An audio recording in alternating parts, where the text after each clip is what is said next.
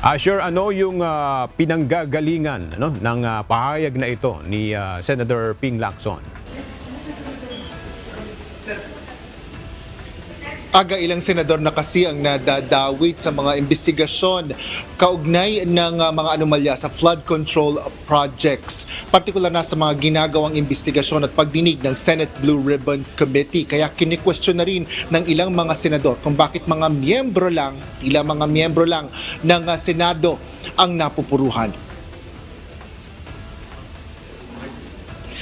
Isa si dating Senate President Francis Chis Escudero sa mga nagsalita kaugnay ng mga panggigipit at paninira laban sa kanya at ng mga senador. Sa plenaryo kahapon, sinabi nito na patutunayan niya na hindi totoo ang mga ito.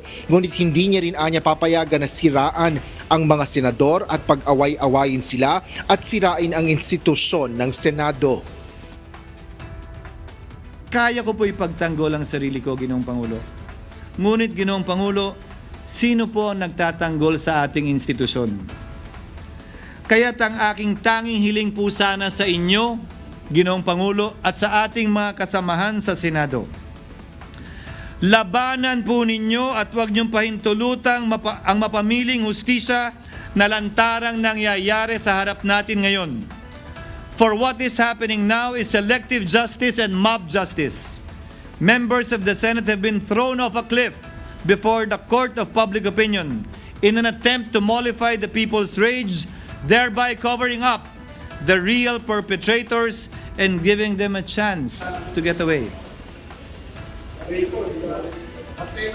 Si Senador J.V. Ejercito nagpahayag rin ng pagkabahala sa pagkakadawit ng mga senador sa issue.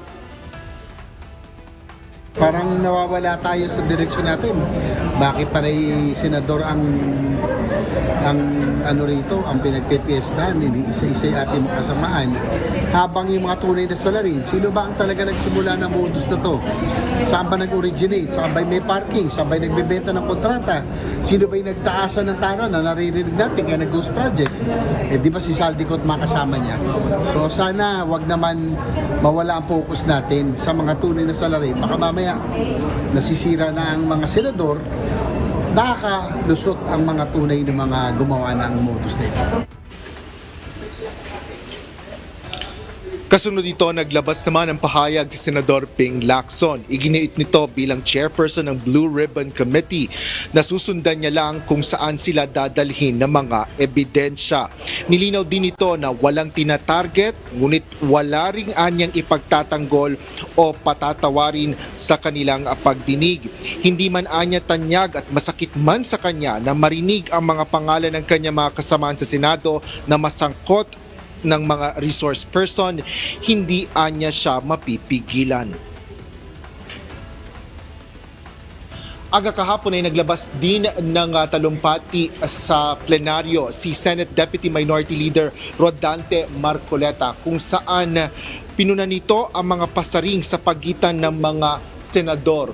Wala namang nag-interpolate o nagtanong pa sa mga talumpati niya.